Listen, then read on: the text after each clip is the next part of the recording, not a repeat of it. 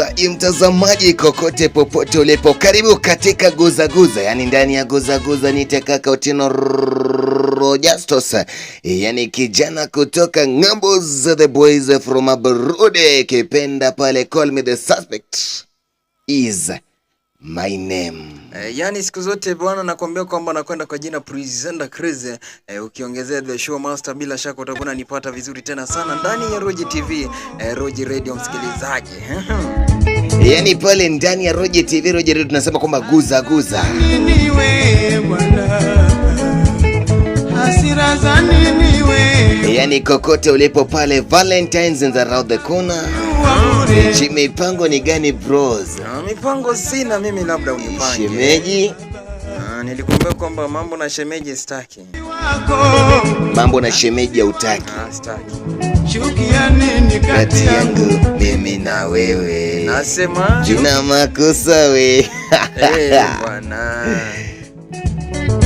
Sina makosa we bwana.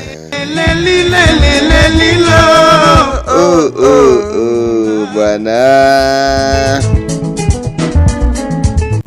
Hasira za nini wewe bwana? Hasira za nini wewe bwana? Yani mwanangu, kumbuka kidunda katika mitandao za kijamii pale. Yani fuatilia Roji TV, Facebook Roji TV, YouTube Roji TV, WhatsApp la TikTok Roji TV, lakini my personal handles dunda pale @Otieno Rojas. Bila shaka pale Facebook unanipata kama Presenter Chris the Show Master. Pale wapi? TikTok ni Presenter Chris the Show Master. Alafu pale YouTube unanipata kama Presenter Chris. Like, follow and itakuwa baraka sana mpenzi msikilizaji wa Roji TV, Roji Radio. Yana nakwambia kwamba ni siku nyingine mura kabisa. Watu wangu wa soka mpo. Leo ni ile siku. Leo ni siku gani bro? Siku gani bro? Yani leo ni ile siku. Sitaitaja. Tunatarajia nini? Lakini mambo ni mengi. Mambo kangaja? Huenda yakaja. Mambo kangaja? Huenda yakaja.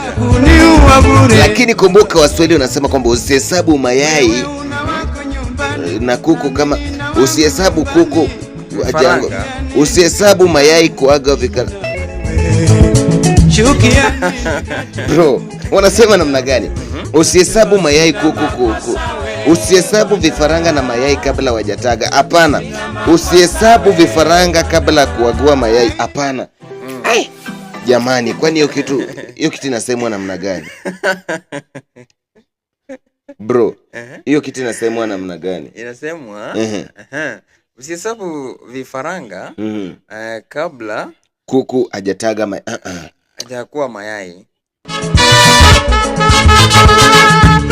Ati umesema usichague mayai kabla. Hapana bwana. Hapana. Lakini msikilizaji, leo 9:10 utakuwa unapata matangazo hayo mubashara ndani ya Roji TV, Roji Radio pale YouTube, pale Facebook live Roji TV, na mambo itakuwa ni shwari tena sana.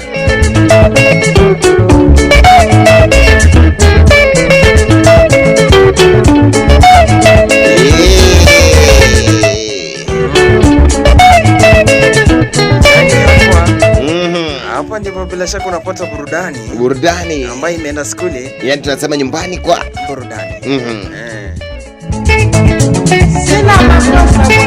Nilikuwa nakwambia kwamba mwenzangu Otieno. Yes sir. Unajua leo kuna mechi by the way, kuna mechi kubwa ambayo mechi itakuwa inachezwa semi finali. Itakuwa inakutanisha vijana hawa wa Chelsea wakienda pale Emirates kucheza na Man Arsenal. Mechi ambayo bila shaka wengi wameizungumzia sana. Wazungu wanaita Fly Emirates. Umeitaje? Emirato. Pilato. Pilato. Emirato. Sumesema Emirato. Pilato. Gani ingine?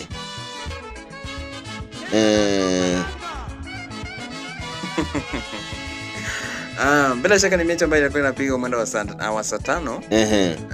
Saa 5 usiku. Mkondo wa kwanza mwana Arsenal aliweza kumlima mwana Chelsea mabao 3-2. Sasa tunasubiri mkondo wa pili tuone. Ubashiri. Ubashiri faida ya mwekezaji. Nitasema kwamba mechi ni ngumu, lakini ukimpa moja kwa moja mwana Chelsea huenda ukafaidi na kitu. Umesema ukimpa mwana Chelsea huenda ukapata kakitu.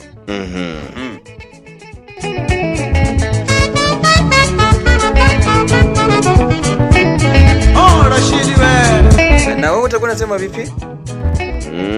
Pale ukiweka over 1.5 mambo itakuwa shwari. Pale ukimpa Chelsea mambo itakuwa shwari. Pale ukiweka GG mambo inaweza kuwa shwari. Sasa mimi niko na mambo matatu. GG over 1.5 na Chelsea. Maana pale huenda Chelsea akagonga kichwa, huyu jamaa akajibu. Huenda wakatoka 2 kupanda juu. Inamaanisha over 1.5 tayari imeingia. Alafu huenda Chelsea kagonga kichwa. Maana tunakumbuka pia mchuano uliopita wa Manchester United na Arsenal. Arsenal iliweza kufinywa, ifanyiwa ile kitu. Sasa unaona. Sasa venye walifanyiwa ile kitu na Chelsea unajuanga vina kuanga juu kidogo. Inaweza fanya ile kitu mara moja. Yes sir.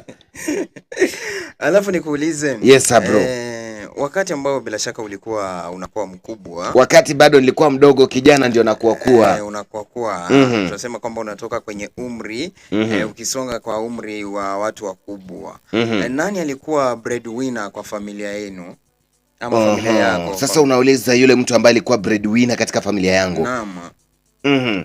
Katika familia yangu by the way, breadwinner naweza sema alikuwa mamangu. Maana mamangu by the way alipenda mkate sana. Mamangu, my mom likes bread. Mamangu ndiye alikuwa ananunua mkate, ambayo naweza sema kwamba mostly na alikuwa kinunua mkate, yeye hakuwa anakosa Blue Band. Unasikia hiyo kitu? Mamangu alikuwa breadwinner. Labda ungesema mandazi winner ama mandazi winner ama chapati winner, hiyo ningepea babangu. Kwa nini? Babangu by the way most of the times alipenda kununua chapo. Babangu alikuwa mtu wa chapo sana sana. Babangu alikuwa mtu wa chapo. Yeye angerudi bila chapo, lazima angetuletea kachapo. Huyo ni babangu. Lakini mamangu, my mom was a breadwinner. Alikuwa anahakikisha ametuletea ka bread. Kwanza kuna bread nyingine hapa ilikuwa inaitwa super loaf. Ilikuwa nyepesi tamu sana. Na kuna nyingine hapa ilikuwa inaitwa family bread. Ilikuwa refu hivi yenye unajua hiyo mko mnakula tu. Hiyo kwanza mama yangu unajua alikuwa anafanya kazi ngumu. Sasa alikuwa akitoka pati mambo imekuwa mzuri. Mama yangu angewin bread, angeleta kwa nyumba. My mom was a breadwinner. Alikuwa anatununulia bread. Labda ungesema school fees winner. Babangu ameshikwa namba. Unajua babangu baadaye analipa fee. Alikuwa anatulipia fee. Maana unajua mama yangu mwenyewe alikuwa anasema mimi nahakikisha watoto wamekula, wewe hakikisha wamesoma.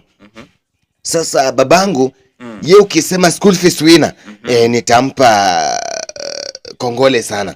Na ukisema bread winner, basi mamangu ndiye alikuwa analeta bread kwa nyumba yetu.